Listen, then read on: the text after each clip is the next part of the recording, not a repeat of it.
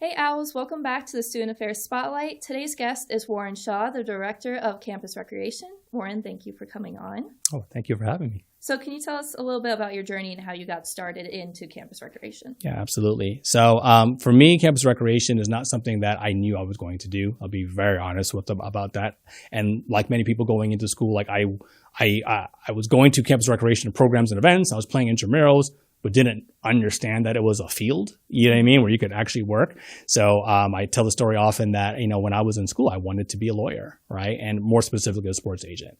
So for me, the aspect of Jerry Maguire's movie kind of changed my perspective on sports agency. While there's satire involved in that, I just couldn't see myself screaming into the phone, show me the money. Like I just couldn't do it, right? So for me, I was like, well, what's the next step? So I started to develop my skills a little bit, and understanding, well, where else could I go? And I decided that maybe I wanted to work for a team. Working for a team showed me some different layers of what that really means, and that a team is a business, in its totality. So I started taking a more keen look at how things actually operate. It's not just what you see kind of like with your own two eyes, but you need to kind of look a little bit deeper, and from that, I got some great jobs, got to be able to work, with the professional organization, got to work for an athlete in his charity organization as well. And then I needed a job, quite frankly. And I ended up landing a job in Broward County, in their parks and recreation space. Got to do some really amazing things there. From there, I got to work in Lauderdale Lakes, a city that I lived in for a very, very long time as well too, and working more with adult recreational programming. And then I got a call one day. My best friend at the time, he had reached out. He was at another institution. I guess I shall remain nameless at this time. And said, hey, they're looking for an assistant director and they're building a new recreation facility. You might be a good fit.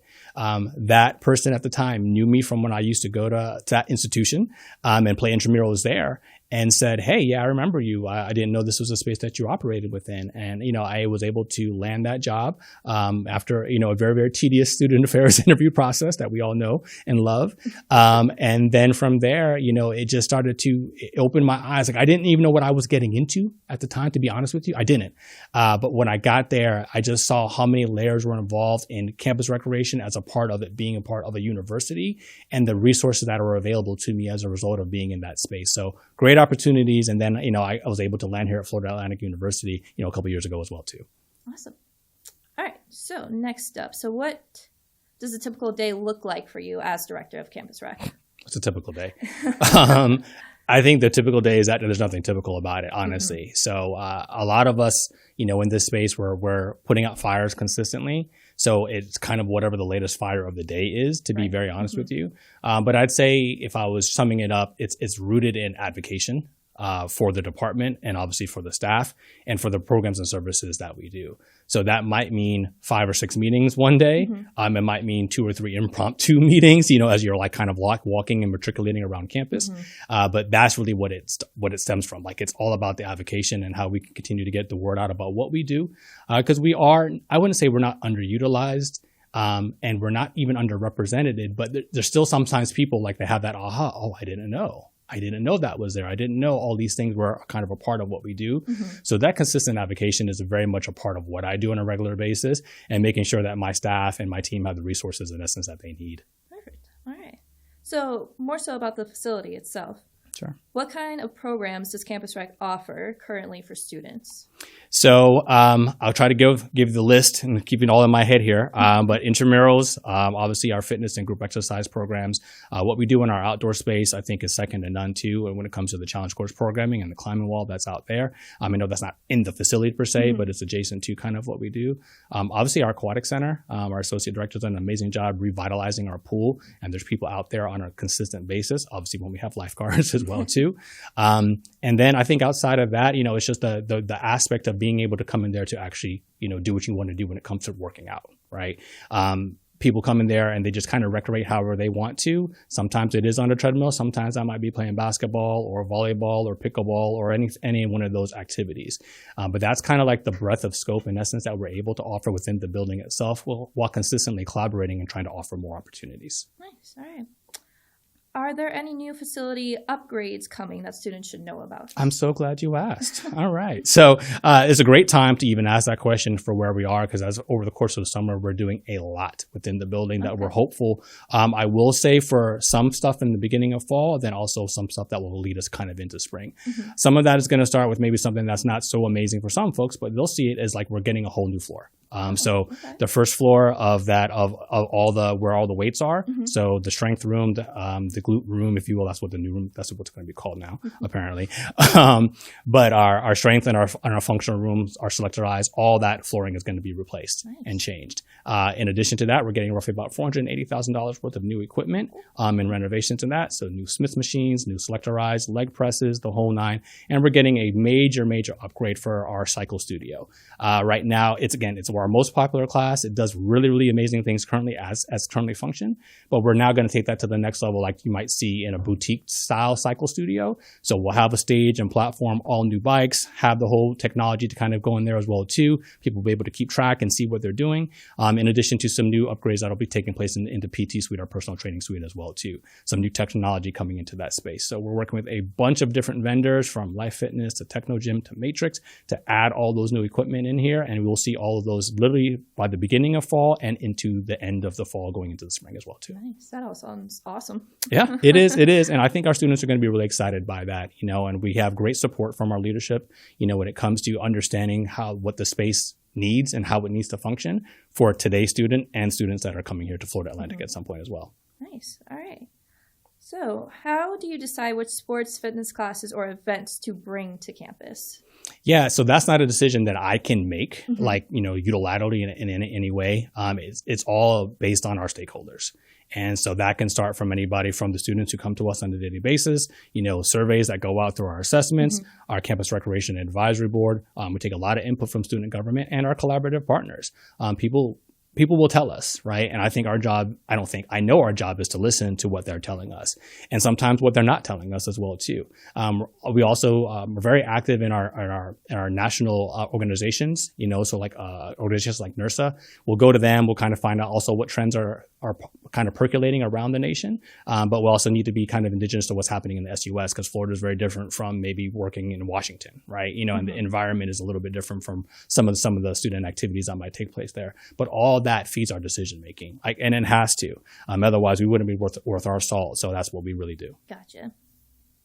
So how does Campus Rec engage with different clubs and programs on the campus?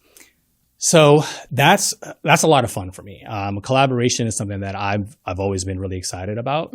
And so when we reach out to an SG, we reach out to a program board, the homecoming committee. That's really kind of like where we're trying to get the inception point of like, all right, well, how can we leverage the population that comes into our building? Because we do get roughly 1,500 people coming into our space per day. And that's not a humble brag in any way. It's just kind of the nature of what we do, right? If we open the doors, people in essence are going to come and visit because of the activities and programs and services we offer.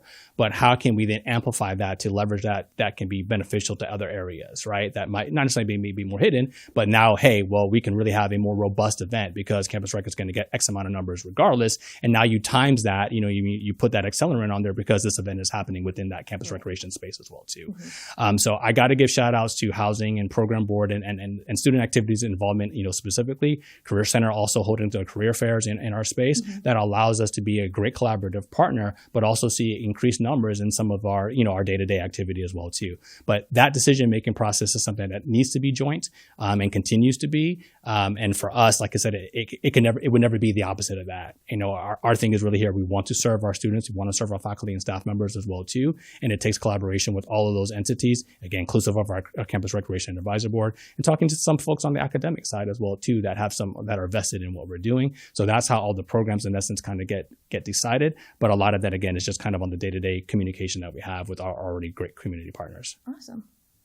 So how does the work happening at Campus Rec contribute to the health and well-being of the Student Affairs Division? So I'd say that because campus recreation, I got to go back. So when the division announced that we were going to have basically like these pillars, right? And I went to my staff and I said, we tap into each one of these seamlessly. Like seamlessly, from sense of belonging, creative readiness, obviously the health and well-being, and then staff success as well too, right? But research shows that activity and campus recreation impacts, the health and well-being. But then again, in addition to what I said previously, again, the aspect of coming to us is, the activity, and then creates a sense of belonging as well too. And then we're like the second largest employer in student affairs, right? So that speaks to the career readiness aspect. So we are able to hit on all the division's pillars without even really blinking an eye. I think the trick is, and not necessarily the trick, but the key to it is just making sure that we understand that our students and the people participating in our programs understand that as well too. So it goes back to that narrative, right? And telling that story in a way that makes sense. And sometimes, my quarter and I, we will often joke, sometimes we have to hide the vegetables. They may not even realize that it's impacting all these different layers of what they're doing, but it really, really is. Mm-hmm. And like I said, from our national governing body as well too, like the research shows that, the participation in campus recreation does positively impact all of those areas of health and well-being, in addition to some of the division pillars when it comes to sense of belonging and career readiness as well too. How do you see recreation playing a role in students' overall well-being? Yeah, so we are a space that, in our department specifically, has tried to ensure that well-being is a part of everything we do. When I first got here X amount of years ago, it goes back to a little bit what I said a little while ago, like, hey, we open the doors, people are going to mm-hmm. come. However, we have to understand that the community and the spaces have changed. The way students think have changed. And so as a result, we've needed to incorporate the aspect of well-being and the thought process of that. And that's not just from the physical sense, because I think that's where we were at one time really hyper-focused on. It is like workout, fitness. And yes, right? But well-being is also the aspect of some of the student affairs principles when it comes to sense of belonging. And then how do we translate that and make that message known to our students that, hey, if you participate in some of the activities or programs we have, you are impacting your sense of belonging. Well, hey, maybe you're working on your physical and your social well-being as well too. So just the very nature of what we do kind of speaks to the breadth of well-being in its totality, but it's to ensure that like student government and others understand that, it's one thing to say, open the doors and we run a program where we roll the balls out or whatever it is we do, we put people on a wall or whatever the case may be, but it's understanding like, what does that participation in that program or service actually mean for your well-being? Mm-hmm. And that education is something that we're consistently working on in terms of that messaging. But I know we're getting there, especially since the university's done such a great job in understanding that well-being is kind of the order of the day. It's not a trend. It's something that needs to be a part of what we all do. And campus recreation is really very much at the crossroads of intersecting with all aspects of well-being on a day-to-day mm-hmm. basis. So kind of staying on that same topic, what advice would you give to students who are maybe have that fear of going to the gym? Yeah, it's really interesting because I'd say, hey, I see you. I understand. I used to be afraid, if you will, or intimidated somewhat by the gym, but you don't need to be, right? Mm-hmm. And I think it's just understanding that it's not just that. It's not just the rec. It's not just the gym. You can find yourself in the way that you want to recreate, if that's the terminology, in any way that you want to. And I think even going back to your earlier question in terms of like, who do we collaborate with? That helps kind of tear down maybe some stereotypes mm-hmm. and some of the intimidation factor that might be there, right? So we might have, a couple of years ago, as corny or cheesy as it is, all right, well, we brought puppies into Studio C. And it was an idea like, hey, well, we can bring them in and it's kind of, a therapeutic in that space. But while you're there, you're like, all right, well, I'm here now. It's not that bad. Right. Mm-hmm. And I think understanding that if we can leverage all those different partnerships, as I alluded to, again, something like even student health and giving the flu shots in our spaces, it just is different reasons for you to engage with us. And it can also be a way that can tear down some of those intimidating factors. And I think lastly, from a very, very base model level, we started to institute some tours. So yes, students have the opportunity to come in through their orientation, or the first time they come to Florida Atlantic, they'll walk through our building, they walk down the long hall in the corridor, then they kind of like walk out, or kind of like the next to last stop before the stadium. So maybe they retain that, maybe they don't. But once they're actually here, it's like, all right, do I really want to go into that, that big space with all those people with the XYZ? Maybe you don't. So we have created tours in essence that will break that down for folks. So you can sign up online, ourrec.fu.edu, and then that'll allow you to say, hey, you know what? We give you a curated tour of our space. We're even going to engage that now too. We got a new golf cart recently, thanks to that. And we'll even include like our outdoor spaces in that as well too. So it's about a 30 to 40 minute long tour. We'll kind of go through the building and kind of say, hey, here's how this machine works. Here's how this is. Here's our studios. Here's our basketball court, our aquatic center. And we can take you on the golf court and also show you like where our fields are as well too, where we may do some of the outdoor activities and the engagement of sport clubs as well too. So that's how we can try to actively break down the physical spaces, if you will, of what we do on a day-to-day basis. But I think it also goes into the aspect of who we're partnering with that allows us to be, more seen as an accessible space for all students. Right. So how does Campus Rec support mental health or stress relief for students? I know you mentioned you brought puppies into the studio. Yeah. I mean, again, it's just all of those things, right? Continuing to double down on the things that students want and, the trends that are kind of happening out there. And while I said, puppies and yoga and all those things like coming into our space, awesome. But we've also been very engaged, I think, in trying to do things on the outdoor spaces and create experiences that will, kind of release some of those stress and some of that tension that happens. Our vice president gave us a charge, I think, in the fall semester, like, hey, is there a way to get more outdoor activities? So we started a walking club. It wasn't overly successful, but we started it, right? It gave some people some opportunities.